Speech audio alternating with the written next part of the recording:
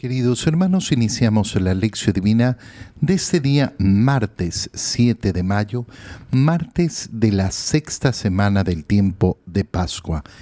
Por la señal de la Santa Cruz de nuestros enemigos, líbranos, Señor Dios nuestro, en el nombre del Padre, y del Hijo, y del Espíritu Santo. Amén. Señor mío, Dios mío, creo firmemente que estás aquí, que me ves, que me oyes. Te adoro con profunda reverencia, te pido perdón de mis pecados y gracia para hacer con fruto este tiempo de lección divina.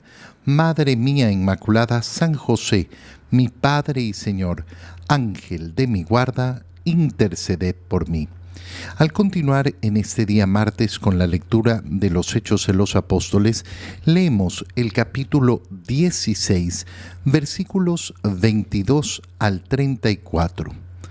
En aquellos días la gente de la ciudad de Filipos se alborotó contra Pablo y Silas, y los magistrados ordenaron que los desnudaran y los azotaran. Después de azotarlos mucho, los metieron en la cárcel y le ordenaron al carcelero que los vigilara bien.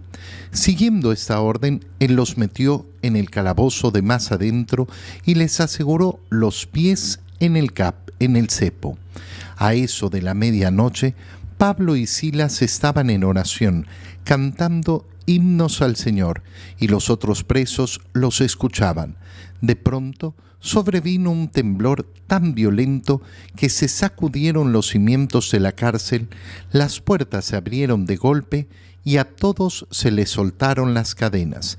El carcelero se despertó y al ver las puertas de la cárcel abiertas de par en par, pensó que los presos se habían fugado y sacó su espada para matarse.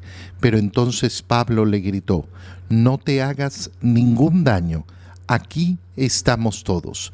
El carcelero pidió una lámpara, se precipitó hacia adentro y temblando se arrojó a los pies de Pablo y Silas. Después los sacó de allí y les preguntó: «¿Qué debo hacer para salvarme?». Ellos le contestaron: «Cree en el Señor Jesús y te salvarás, tú y tu familia».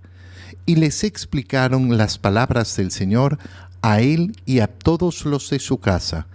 El carcelero se los llevó aparte y en aquella misma hora de la noche les lavó las heridas y enseguida se bautizó él con todos los suyos. Después los invitó a su casa, les preparó la mesa y celebraron una fiesta familiar por haber creído en Dios. Palabra de Dios. ¿Por qué Pablo y Silas no huyen de la cárcel, como hemos visto que ha ocurrido en otros momentos en el libro de los Hechos de los Apóstoles? Fíjate cómo efectivamente Pedro ha sido liberado de la cárcel junto a Juan para seguir predicando, para seguir adelante con la misión. Después de todo, están en la cárcel de una manera injusta. ¿Por qué entonces, delante de este temblor, que se ve que es un temblor milagroso, porque por un temblor no se abren todas las puertas y no se les sueltan los grilletes que tenían, las cadenas que tenían atando los pies? No solo a Pablo y a Silas, sino a todos los presos. Bueno, la respuesta es muy sencilla. Vale más sufrir una injusticia que cometerla.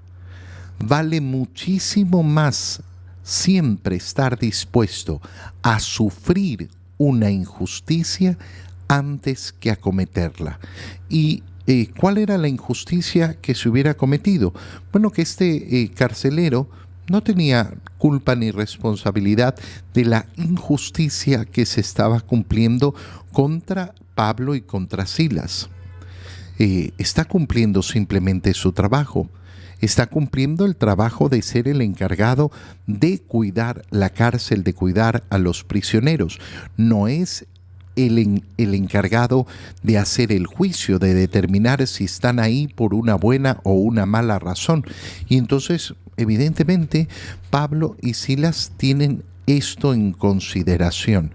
Y además, se vuelve esa la oportunidad para la conversión no solo del carcelero, sino que, como vemos, también de todos los que estaban en la prisión.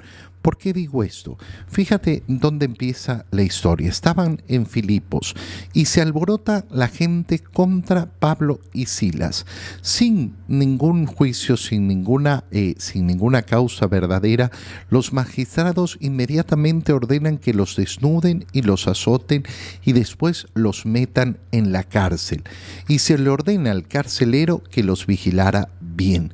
Para cumplir esta misión, este trabajo que tiene este carcelero, ¿qué es lo que hace? Los mete en el calabozo de más adentro y les asegura los pies. Pero aquí viene la segunda parte.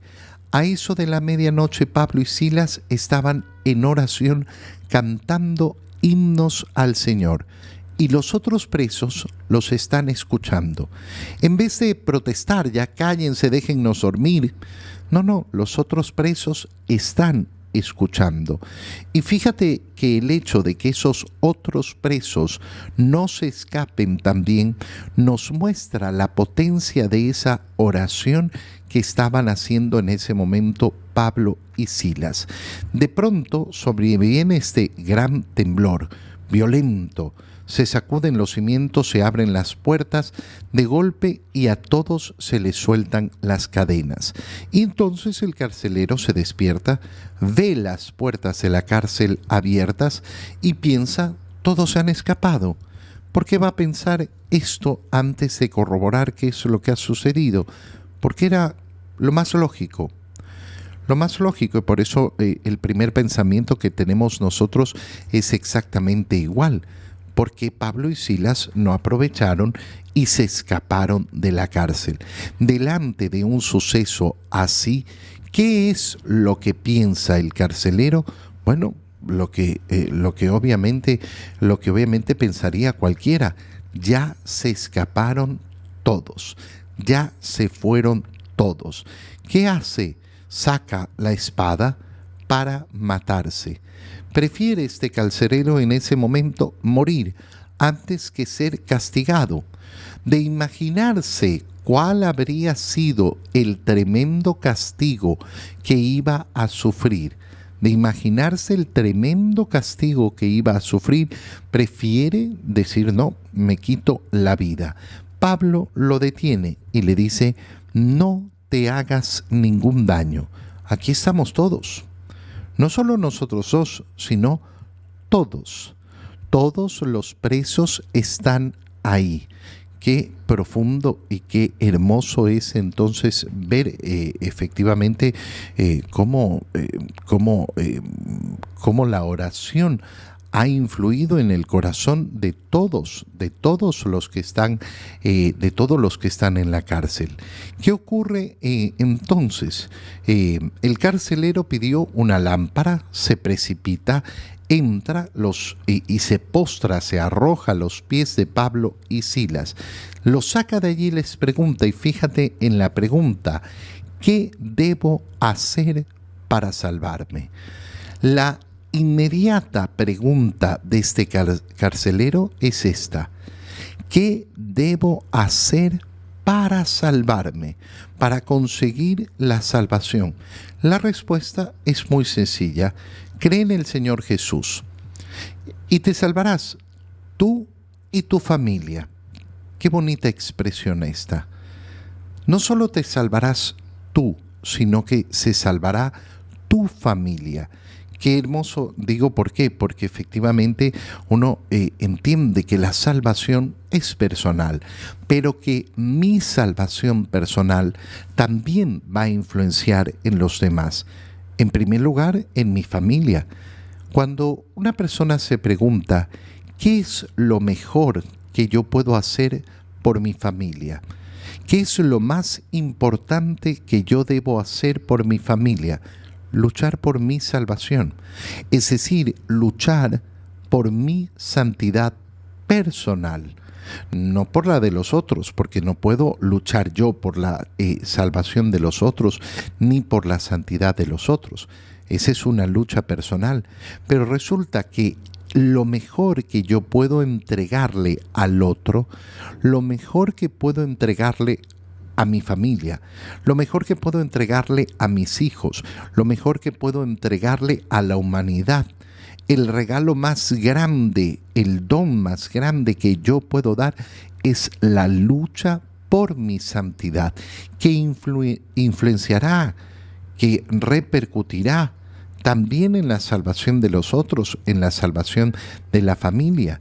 El carcelero se los llevó aparte y aquella misma hora de la noche les lavó las heridas y enseguida se bautizó. Él y todos los suyos. Él con todos los suyos. Esto lo hemos visto varias veces en el libro de los Hechos de los Apóstoles. ¿Cómo se bautizan? Lo vimos el día de ayer. Ella y su familia. Ahora es él y su familia. Y después de esto los invita a su casa y les prepara la mesa y celebraron una fiesta familiar verdadera y profunda. ¿Por qué? Porque el motivo de la fiesta es haber creído en Dios. En el Evangelio, leemos el Evangelio de San Juan, capítulo 16, versículos 5 al 11. En aquel tiempo Jesús dijo a sus discípulos: me voy ya al que me envió y ninguno de ustedes me pregunta ¿a dónde vas? ¿Es que su corazón se ha llenado de tristeza porque les he dicho estas cosas? Sin embargo, es cierto lo que les digo, les conviene que me vaya, porque si no me voy, no vendrá a ustedes el Paráclito. En cambio, si me voy, yo se lo enviaré. Y cuando Él venga, establecerá la culpabilidad del mundo en materia de pecado, de justicia y de juicio. De pecado, porque ellos no han creído en mí. De justicia, porque me voy al Padre y ya no me verán ustedes. De juicio, porque el príncipe de este mundo ya está condenado. Palabra del Señor. El Señor está en ese discurso previo a su pasión.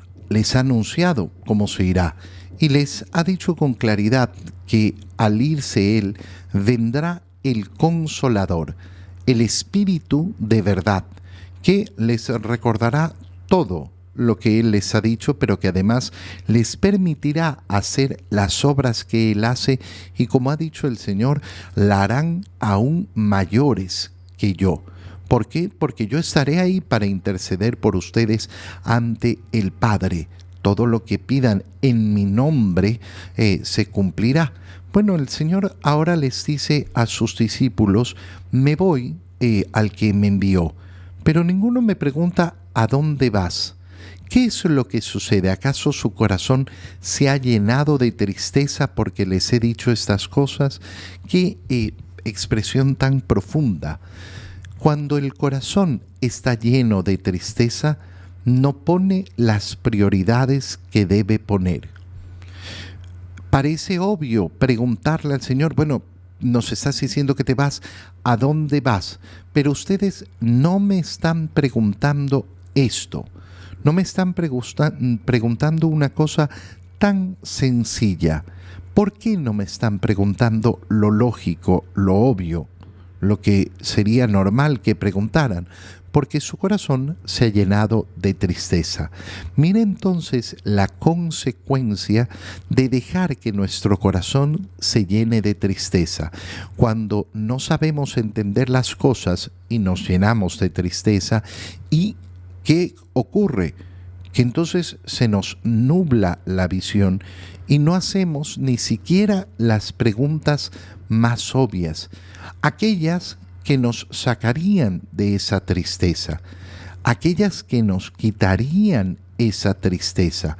Lamentablemente para muchos en este mundo, la tristeza se vuelve, digámoslo así, adictiva. Hay personas que lamentablemente le agarran gusto a la tristeza, le agarran gusto a la amargura, porque no conocen otro modo de vivir.